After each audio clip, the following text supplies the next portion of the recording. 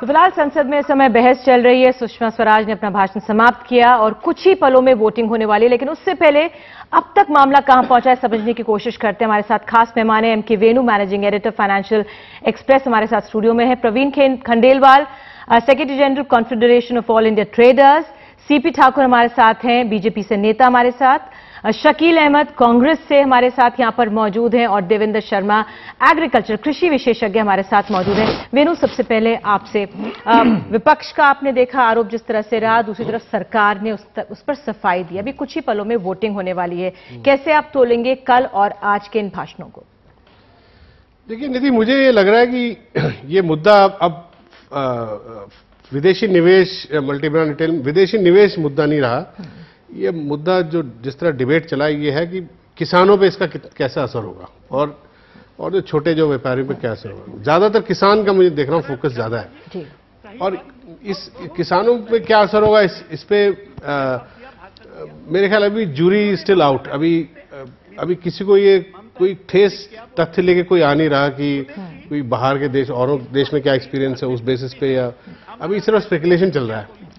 पर मुझे एक बात मुझे इंटरेस्टिंग ये लगी कि जो दीपेंद्र हुडा ने जो कहा कि भाई ये पूर्ति ग्रुप, उन्होंने कहा कि गडकरी साहब की जो कंपनी पूर्ति ग्रुप, उसने भी रिटेल जो बड़े स्टोर्स खोलने का वो किया है। उन्होंने पढ़ा उनके उससे गडकरी के कंपनी के जो दस्तावेज से पढ़ा और बोला कि उसमें उन्होंने कहा है कि ये इससे किसानों को फायदा होगा। तो बीजेपी के प्रेसिडेंट एक कंपनी के चेयरमैन ने कह रहे किसानों को फायदा होगा। फिर उन्होंने कहा कि इस मामले में उनकी पूरी सहमति पूर्ति ग्रुप से और गडकरी जी से की कंपनी से है। और वो जो उन्होंने जो मिस्टर सी.पी. ठाकुर जो आपके अध्यक्ष हैं जी, वो बार बार जो आपका रुख रहता है उससे अलग ही राय उनकी नजर आती है। नहीं, वो अपना देखे होंगे, लेकिन पूरी पार्टी इस पर यही सोच रही है। कोई हम लोग एफडीआई के विरोध में नहीं है, सब चीज में हम लोग एफडीआई का नहीं विरोध कर रहे हैं। इंफ्रास्ट्रक्चर जो आप भी तो जिस तरह से आज भाषणों में सुनने को मिला है कि आप तो 100% लाना चाह रहे थे। हाँ, लेकिन हम लोग इसमें रिटेल में हम लोग चाहते हैं कि नहीं हो, क्योंकि छोटे छोटे व्यापारी, छोटे छोटे लोग, छोटे छोटे किसान सभी लोग इन्वॉल्व हैं। और वॉलमार्ट का इतिहास अभी कहीं बहुत अच्छा नहीं आ रहा है। अमेरिका में लोग अपोज कर रहे हैं कि इसको बंद किया जाए। इंग्लैंड में दूसरी कंपनी है वो कर रही है, उसको इंग्लैंड में अपोज कर रहा है लोग कि इसको बंद करें। और भी देश में ये लोग गया है, उसमें भी अपोज कर रहा है कि ये लोग अब एक्सप्लॉयट ज़्यादा करते हैं। चूँकि ये तो एक हाउस है, बिजनेस हाउस है, उसको अपनी पूंजी चाहिए, अपना पैसा चाहिए। तो कोई इसके प्रवीण खंडेलवाल जी, जिस तरह से आज आनंद शर्मा ने कहा कि जो हमारा ऑर्गेनाइज सेक्टर रिटेल में वो सिर्फ 4% है और अनऑर्गेनाइज है 94%, इतनी आपत्ति क्यों?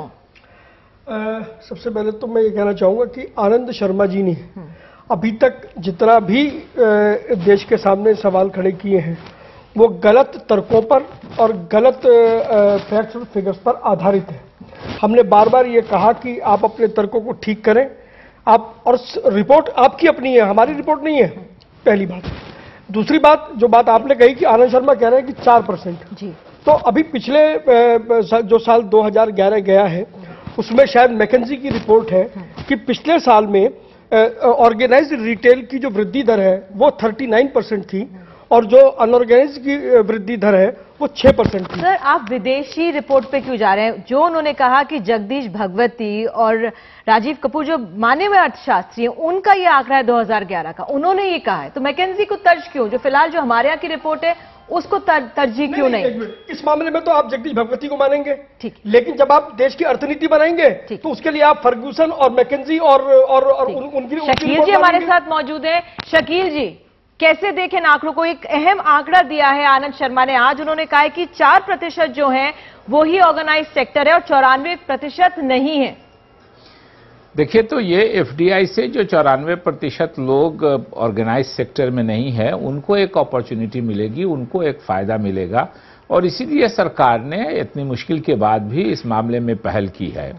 और स्वाभाविक रूप से डॉक्टर सी.पी. ठाकुर जी हम लोगों से सीनियर हैं, लेकिन उनको बताना चाहिए कि उनके अपने अध्यक्ष के जो पूर्ति ग्रुप है कंपनी, उसके सारे लिटरेचर में लिखा हुआ है कि वो एफडीआई रिटेल के पक्ष में है और काफी हद तक पक्ष में है। उसके अलावा जो इनका विजन डॉक्यूमेंट था, how they have lost their vision, ये कहना मुश्किल है। जब विजन डॉक्यूमेंट में इनके था कि हम एफडीआई रिटेल में लावेंगे, इनका कैबिनेट नोट था कि 100% हमने 2 दिन पहले आपके चैनल पे ये बात कही थी, दूसरे इनके प्रवक्ता थे उस समय, आज पार्लियामेंट में वो सारी बातें कही गई है कि इनका जो कैबिनेट का जो के लिए जो ड्राफ्ट ऑफ मेमोरेंडम था उसमें 100% ये एफडीआई रिटेल में लाना चाहते थे। और तो ये सरकार में रहते हैं तो एक सोच रहती है, सरकार नहीं, ठीक है, समय पर बदलता है, परिस्थितियां बदलती हैं, लेकिन ऐसा बिल्कुल जो कह रहे हैं कि गलत बात, बिल्कुल जो हमारे किसान हैं उनको फायदा मिलेगा, जो हमारे कंज्यूमर्स हैं उनको फायदा मिलेगा, बिचौलियों को भी थोड़े दिन के लिए घाटा होता है, मेरी जो अपनी समझ है। और सीपी ठाकुर जी बिहार से आते हैं, मैं भी बिहार से आता हूं, मैं पूछना चाहता हूं उनसे कि पटना में अगर 4 दुकान खुल जाएगी, वाट माल की, टेस्को की, क्रेस्को की, तो उससे क्या गांव नाई को जाके कह दिया, राहुल गांधी जी ने कहा एफडीआई की रैली में रामलीला मैदान में कि नाई को जाके कह दे रहे हैं ये बीजेपी वाले, ये अपोजिशन वाले लोग कि तुम्हारी दुकानदारी बंद हो जाएगी। बताइए तो कि नाई का क्या बेचारे का लेना देना है। जी सर, निधि मैं एक सिंपल सी बात कहूंगा। मुरली मनोहर जोशी जी ने ये बोला है कि अगर वॉलमार्ट और कारफूर जो बड़े विदेशी मल्टी ब्रांड रिटेल वाले आ भी जाए इंडिया में, तो उनकी स्ट्रैटेजी ये रहती है कि 15 साल वो घाटे में बेचते हैं और किसानों को फायदा पहुंचता है और उपभोक्ता को भी फायदा पहुंचाते हैं। उसके बाद जब मार्केट शेयर ले लेते हैं, उसके बाद वो अपनी प्राइस मैनिपुलेशन करते हैं। तो मेरा ये मानना है कि 15 साल अगर फायदा हो रहा है तो 15 साल में किसानों का एक जनरेशन का तो उद्धार होगा।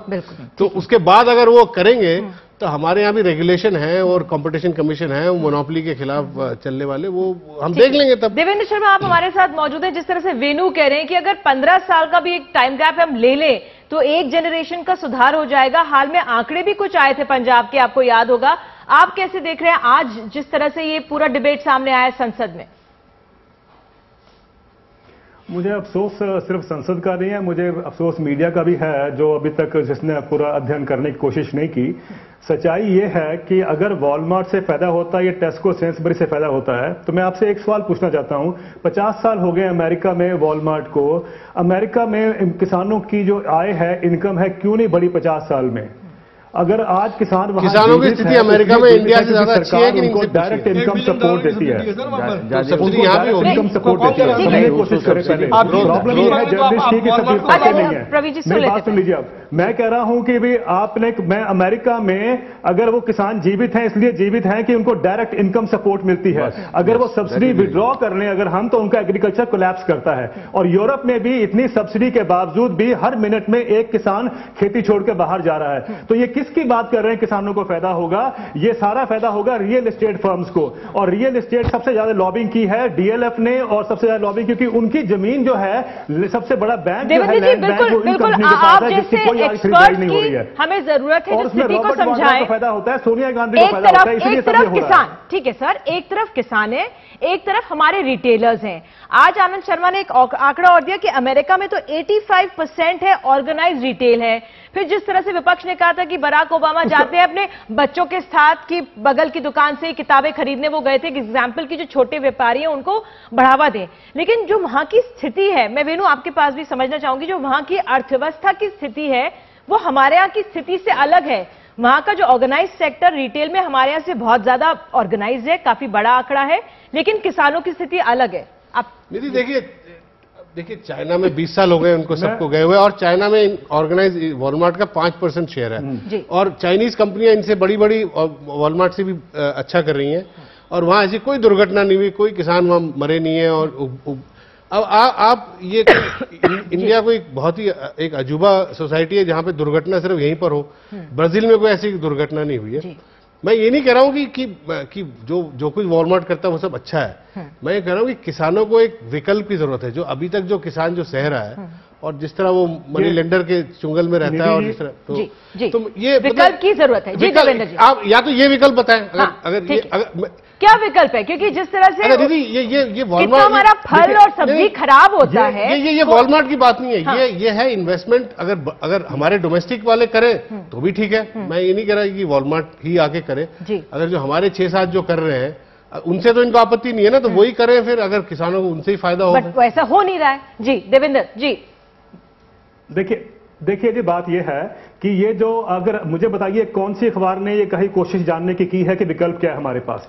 ये सिर्फ हम स्टूडियो में आके बात करते हैं, कभी हम कोशिश नहीं करते क्योंकि हम करना चाहते नहीं है। आज सच्चाई ये है कि अमूल का सबसे बड़ा नेटवर्क है इस देश में, और वो दूध के ऊपर वो काम करता है, जो कि इतनी पेरिशेबल कमोडिटी है, और वो कोल्ड स्टोरेज भी है, गांव से लेके वो महानगर तक लेके आते हैं। तो क्या हम उनसे विकल्प नहीं ले सकते हैं? क्या जरूरत है हमें वॉलमार्ट से लेने के लिए? जस्ट बिकॉज अखबारों को एडवर्टीजमेंट मिलेंगे इसलिए हम लेके आए उनको? सच्चाई ये है कि ओबामा साहब कहते हैं कि छोटी दुकानों से खरीदिए, हमारे प्राइम मिनिस्टर कहते हैं बड़ी दुकानों से खरीदिए। ओबामा जानते हैं कि उनके देश के लिए क्या अच्छा है, हमारे प्रधानमंत्री भी जानते हैं अमेरिका के लिए क्या अच्छा है। और यही एक दुर्भाग्य है इस देश का कि हमारी नीतियां हमारे देश के लिए नहीं बनती हैं, हमारी नीतियां इंडस्ट्री के बेनिफिट के लिए बन रही हैं। ठीक है खंडेलवाल जी, एक जो आनंद शर्मा ने ये भी कहा कि भ्रम मत फैलाइए, वॉलमार्ट से इतना डराइए मत, क्योंकि जो अगर आपको सुबह दूध या अंडे लेने जाना है तो आप इतना दूर जो वॉलमार्ट होगा वहां पे तो खरीदने नहीं जाएंगे, आप सामने की जो दुकान है उसी से आपके घर के आसपास वहीं से लेंगे। तो इतना डरा क्यों रहे हैं हम अपने छोटे दुकानदारों को? देखिए पहली बात तो ये है कि वो जो पड़ोस की दुकान है वो बचेगी तो आप उसके यहां से लेंगे ना जी, समाप्त हो जाएगा। मैं आपको बताऊं सिस्टम क्या है। कमोडिटी आती है, होलसेलर के पास में आती है, होलसेलर से वो जो कमोडिटी है वो रिटेल की जो दुकान है आपकी कॉलोनी में वहां तक आती है। तो जब वॉलमार्ट प्रेडेटरी प्राइसिंग पॉलिसी की बिजनेस मॉड्यूल पर जाएगा, लागत से भी कम मूल्य पर माल बेचेगा, तो हमारा होलसेलर उसको compete नहीं कर सकता है। तो उसका तो वो जो रिटेलर का जो सोर्स है, वो जब सोर्स ही खत्म हो जाएगा तो वो तो खाली दुकान सबके पास इतना टाइम होगा कि वो दूर में 2-3 किलोमीटर दूर जो लोकसभा में तो आगे निकल गई एफडीआई। लेकिन अगर सबका था कि एफडीआई के मामले में हम लोग आगे रहेंगे, लेकिन 193 में बहस हो या 184 में बहस हो, विपक्ष इस पे अड़ा था और स्वाभाविक रूप से जो पीठासीन पदाधिकारी जी ने नियमन दिया, सरकार उसके लिए तैयार थी। और वो आपके सामने है दोनों मामलों में, एफडीआई के मामले में भी और फेना का जो नोटिफिकेशन है फेमा का, उसको अमेंड करने के मामले में भी लगता है कि 30 मतों से ज्यादा का अंतर लग रहा है। तो इन दोनों मामलों में स्पष्ट रूप से लोकसभा में जिस पार्टी का, जिस गठबंधन का बहुमत होता है, वो उसी को शासन में रहने का अधिकार है। तो एक बार फिर इस देश की संसद ने, लोकसभा ने ये साबित किया कि जो यूपीए गठबंधन काम कर रहा है वो उसने जो फैसले लिए हैं शकील जी, वो एक सही बार फैसले फिर से लिए हैं। जो आप लोगों का फ्लोर मैनेजमेंट था 40 के करीब माना जा रहा था, एसपी बीएसपी ने तो पहले ही वॉकआउट कर दिया, जेडीएस के 3, तो एक तरह से 40 माना जा रहा था, लेकिन 70 गैर हाजिर रहे सांसद। तो जो एक फ्लोर मैनेजमेंट यहां पर लोकसभा में रहा वो अपने आप में बेहतरीन रहा। यहां पर देवेंद्र जी कुछ कहना चाह रहे हैं। जी देवेंद्र जी। देखिए, ये जो आज जो सारी उसमें जो वोटिंग हुई है उससे बड़ा साफ ये है कि लोकतंत्र की जीत नहीं हुई है, ये एक्चुअली सीबीआई की जीत हुई है। और ये हमें समझना है, तभी हम जन लोकपाल बिल के तहत कहते थे सीबीआई को इंडिपेंडेंट करिए। जब तक सीबीआई इंडिपेंडेंट नहीं होगा ये इसी तरीके से ड्रामा करते रहेंगे और देश को बेवकूफ बनाते रहेंगे, और हम लोगों को ये इंप्रेशन देंगे कि ये क्योंकि रूलिंग पार्टी है तो इनकी फ्लोर मैनेजमेंट अच्छी है। ऐसा कुछ नहीं है, ये सीबीआई के ही कारण जो हुआ है आज हुआ है। शकील जी, क्या सीबीआई के कारण हुआ? ये बार बार ये मुद्दा उठता है। ये पता नहीं आपने इनको, मैं नहीं जानता ये कौन है, कोई विद्वान होंगे, लेकिन इनकी भाषा बीजेपी की सुषमा स्वराज जी वाली है। इन्होंने ज्वाइन किया है या नहीं किया है बीजेपी, ये उनसे पूछिए, वो भी वही बात कह रही थी जो ये कह रहे हैं। तो स्वाभाविक रूप से अगर इतनी निकटता है और इतनी मित्रता है तो कहिए ज्वाइन कर लेने के लिए। के डर से ही लोगों ने बन के बैठते हैं टीवी चैनलों पे। इनको कहना चाहिए कि ये बीजेपी के आरएसएस का शुभचिंतक है, इनको क्यों शर्म आनी नहीं चाहिए। मैं समझता हूं जो डिमांड किया था हमने शकील भाई, जन लोकपाल इंडिया अगेंस्ट करप्शन कब से मांगता आ रहा है। आप ये बीजेपी और ये सब मत करिए, हर एक चीज को बीजेपी में कह देते हैं। आप लोग प्रोटेक्ट कर, आप लोग सीबीआई का मिसयूज कर रहे हैं, इसलिए जन लोकपाल बिल को आपने नहीं आने दिया। ये सब जानता है देश। आप अन्ना हजारे जी या केजरीवाल जी के इसमें है पार्टनरशिप में वाले हैं, वो मैं नहीं जानता, इसीलिए मैं कह रहा हूं। मैं नहीं जानता था, हमको लगा कि विद्वान बन के भी कुछ लोग चले आते हैं, जो आरएसएस और बीजेपी के वकालत करते हैं और कहते हैं कि इनको इंटेलेक्चुअल कोटे में आए हैं। शकील जी एक तरफ बात होती है जो फिलहाल तर्क सामने आ रहे हैं, लेकिन सीबीआई का नाम बार बार सामने आ जाता है। वेणु, इस समय आप कैसे देख रहे हैं जो ये सरकार को एक तरह से उपलब्धि मिल गई है लोकसभा में? देखिए ये तो होना ही था, क्योंकि मैंने देखा कि हर विपक्ष का नेता जब खड़े होकर जब अपनी आर्गुमेंट शुरू कर रहा था, वो इस बात से शुरू कर रहा था कि हमें पता है कि ये वोट तो हारना ही है। और दूसरी बात, मैं देवेंद्र जी को मैं बोलूंगा, यहाँ इतनी बड़ी हिपोक्रेसी है कि वो बादल ने चिट्ठी लिखी हुई है कि हम इसके पक्ष में हैं, और लोगों ने कहा हुआ है कि पक्ष में है। और मैं आपको दावे के साथ कहता हूं कि कल को अगर एनडीए सरकार आ जाए और वो कुछ एक्स्ट्रा कुछ इधर उधर की और कंडीशन लगा के वो भी ले आएंगे एफडीआई को। ये देवेंद्र जी को भी पता है और ये सबको पता है ये। तो ये किस्म का एक बड़ा एक हिपोक्रेटिकल गेम चल रहा है। देवेंद्र जी, जो ये एक तरफ जब कपिल सिब्बल ने जवाब दिया था सुषमा स्वराज के भाषण का, और आज जिस तरह से दीपेंद्र हुड्डा ने भी जवाब दिया, मैकडॉनल्ड्स की चर्चा की, किस तरह से सुषमा स्वराज ने एक मुद्दा उठाया था और एक आम आदमी को समझ आ रहा था, ऐसा लग रहा था वाकई कि मैकडॉनल्ड्स आया है और जो सारा आलू है वो अमेरिका से आ रहा है, हमारे देश से नहीं आ रहा है। आज दीपेंद्र हुड्डा ने बोला, कल रात मैकडॉनल्ड्स की तरफ से एक क्लैरिफिकेशन भी आया, फिर ये सामने आया, उन्होंने कांग्रेस की तरफ से ये तर्क रखा गया कि ये सारा आलू तो गुजरात से आ रहा है और सबसे ज्यादा जो आउटलेट्स है मैकडॉनल्ड्स के वो गुजरात में है। तो अपने आप में जो तर्क आ रहा था उसकी तरफ से भी एक वाकई बड़ा मजबूत तर्क दूसरी तरफ से सरकार की तरफ से दिया गया। तो क्या सिर्फ हम डरें, सहमे, या वाकई हमारा जो किसान है, गुजरात का किसान हो या और किसान है, उसको फायदा मिलेगा? क्योंकि देखिए निधि जी, बात सच्चाई ये है कि आधी बात तो उन्होंने कपिल जी ने कर दी, आधी बात और सुन लीजिए। सच्चाई ये है कि जब पेप्सी कोला, ये एग्जांपल मैकडॉनल्ड्स का देते हैं, मैं पेप्सी कोला का उदाहरण देता हूं। जब पेप्सी कोला पंजाब में आया था 10-15-20 साल पहले, रोकना पड़ रहा है, सॉरी मुझे आपको रोकना पड़ रहा है। मनोरंजन भारती हमारे साथ मौजूद है। मनोरंजन, जो फ्लोर में अभी जिस तरह से एफडीआई के पक्ष में सरकार को एक उपलब्धि मिल गई है, 70 सांसद वहां पे गैर मौजूद रहे, कैसे आप आंकेंगे? निश्चित रूप से ये बहुत इंटरेस्टिंग होगा और हम सब जो है ये इस डिटेल का इंतजार कर रहे हैं कि वो 70 सांसद कौन है, कितने सारे दलों के लोगों ने एब्सटेन किया है, क्या बीजेपी के कर्नाटक के सांसद भी इसमें शामिल है, क्या वैसे सांसद भी शामिल हैं जिनको लगता है कि उनको आगे आने वाले दिनों में टिकट नहीं दिया जाएगा। तो निश्चित रूप से ये एक बहुत ही इंटरेस्टिंग कहानी आने वाले दिनों में होने वाली है, क्योंकि आप देखें तो 476 का आंकड़ा आ गया। यानी हम लोग उम्मीद कर रहे थे कि एसपी बीएसपी के वॉकआउट करने के बाद कम से कम 500 लोग वहां पे होंगे, और इसलिए हम बार बार ये कह रहे थे कि सरकार को कम से कम 251 का आंकड़ा चाहिए। सरकार को वहां पे 253 का आंकड़ा मिला, लेकिन हाउस की स्ट्रेंथ जो है बहुत ज्यादा कम हो गई, 776 सांसद रहे और जीत के लिए करीब केवल 236 सांसदों की जरूरत थी।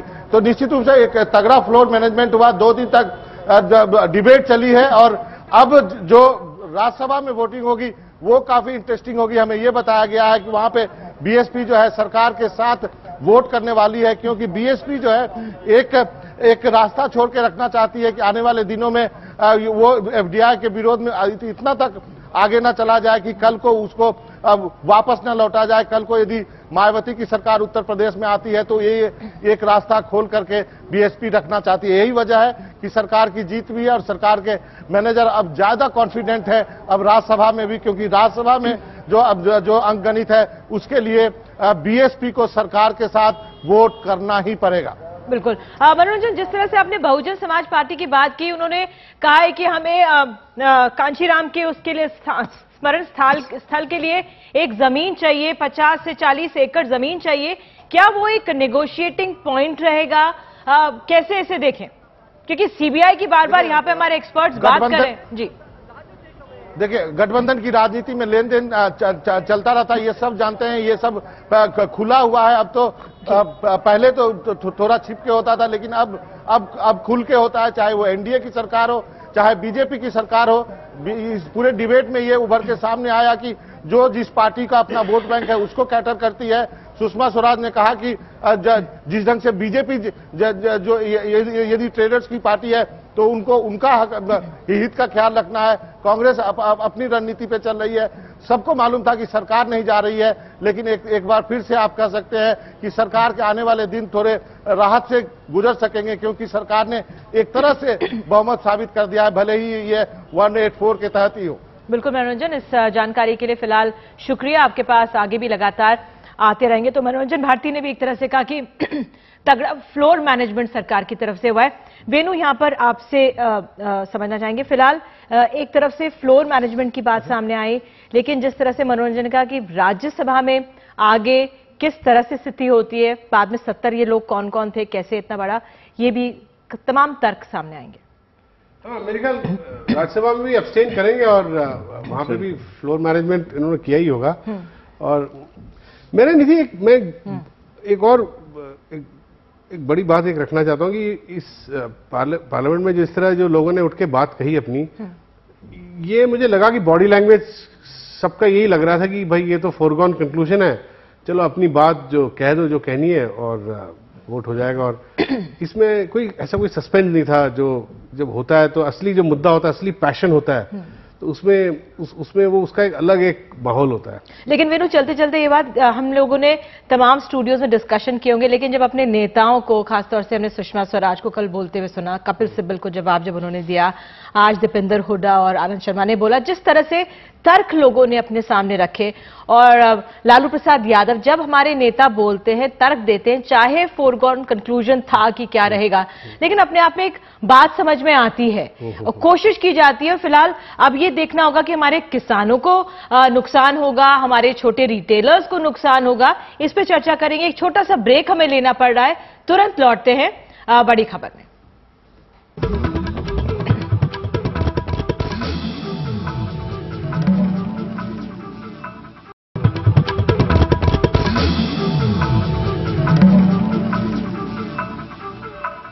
तो फिलहाल हम यही समझने की कोशिश कर रहे हैं कि जो एफडीआई आ रहा है, हमने किसानों की बात की, छोटे रिटेलर्स की बात की, लेकिन आढ़तियों का एक मसला था जो सुषमा स्वराज ने उठाया और आज दीपेंद्र हुड्डा ने उसका जवाब दिया है। यहीं पर सबसे पहले अभी ठाकुर साहब आपसे, सुषमा जी ने कहा था किस तरह से जो आढ़ती है वो किसानों की देखरेख करते हैं, उनके जो जीवन यापन में मदद करते हैं। कपिल सिब्बल ने उसका जवाब दिया, उन्होंने तर्क दिया। लेकिन आज जिस तरह से दीपेंद्र ने बोला कि जब वो इंटरेस्ट लेते हैं तो जो इंटरनेशनल क्रेडिट कार्ड है, जो ब्याज बहुत ज्यादा लेते हैं, तो जो आम किसान का जो जीवन है, जो ये बिचौलिए हैं, आढ़ती है, साहूकार है, इनकी वजह से बिल्कुल नर्क बन जाता है। क्या तर्क था ये? देखिए, इसमें है कि हम लोग के यहाँ नंबर बहुत ज्यादा है, 5 करोड़ से ज्यादा। मतलब समझिए कि इंग्लैंड का जितना बड़ा पॉपुलेशन है उससे ज्यादा तो किसान इसमें लगे हुए हैं, छोटे छोटे ही जो पॉपुलेशन है, बिग पॉपुलेशन इस ट्रेड पर है। अब वो जो है वो 30% रखता है हर एक देश में कि 30% गुड्स हम कहीं से खरीद के लाएंगे।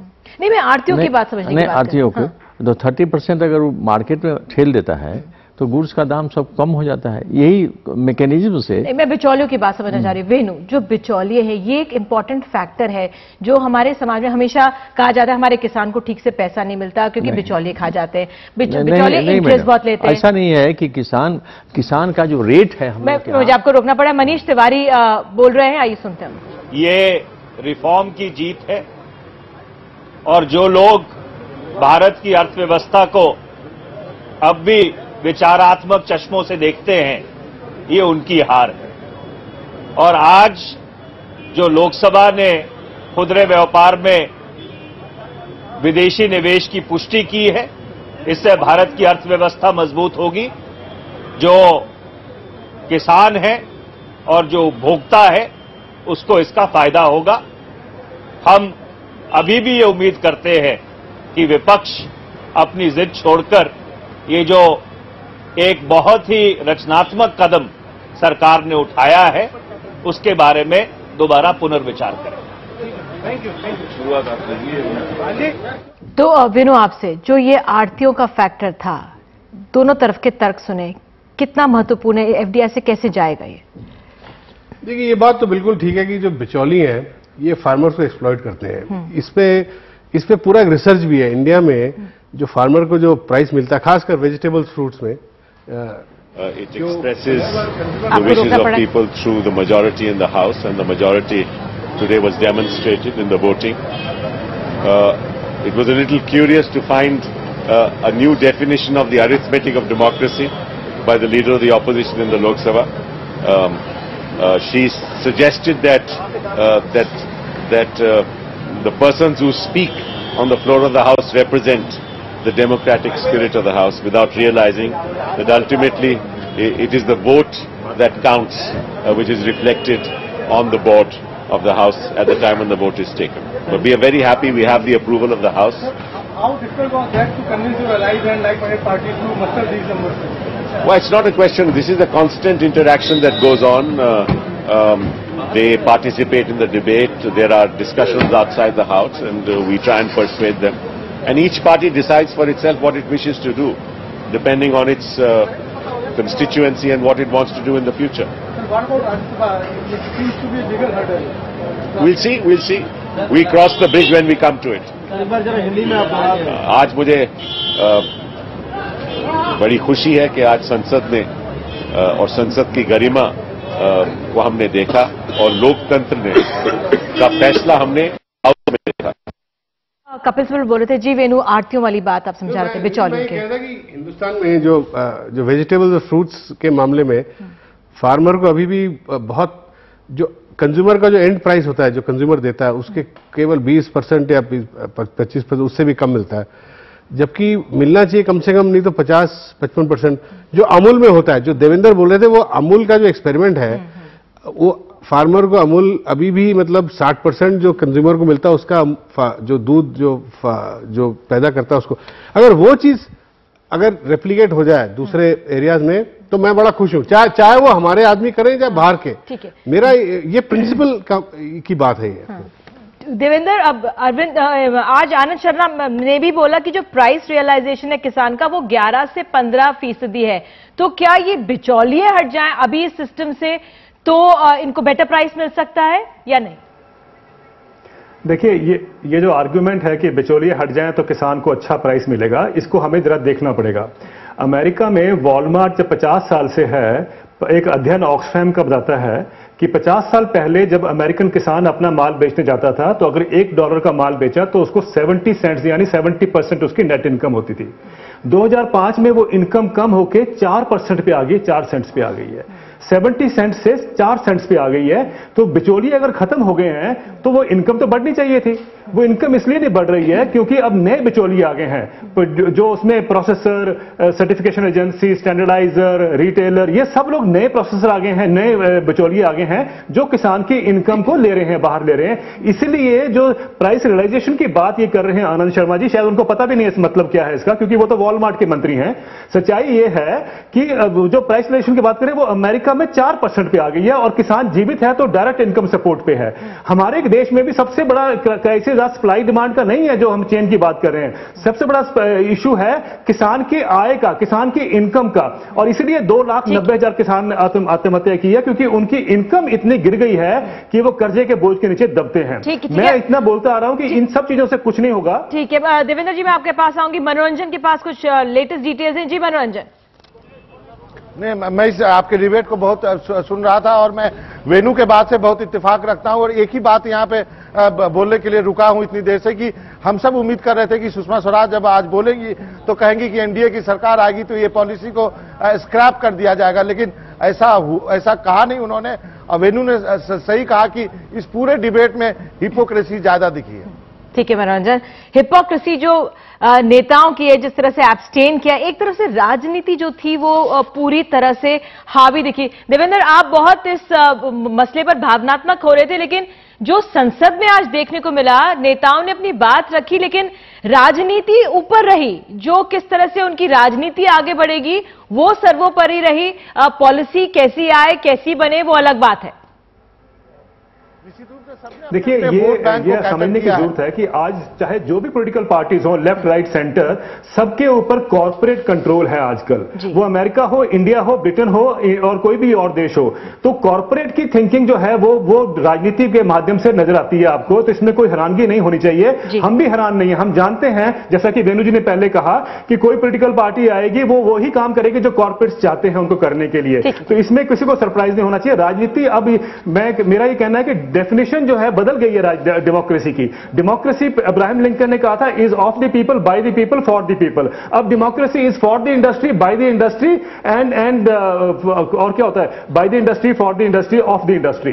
तो ये अब एक नया बन गया, चाहे अमेरिका हो, चाहे इंडिया हो, चाहे कोई और डेवलपिंग कंट्रीज हो। तो ये हमें समझना है। तो राजनीति बदल चुकी है आज की ठीक है, एक छोटा सा ब्रेक लेना पड़ रहा है, तुरंत लौटते बने रहिए बड़ी खबर के साथ।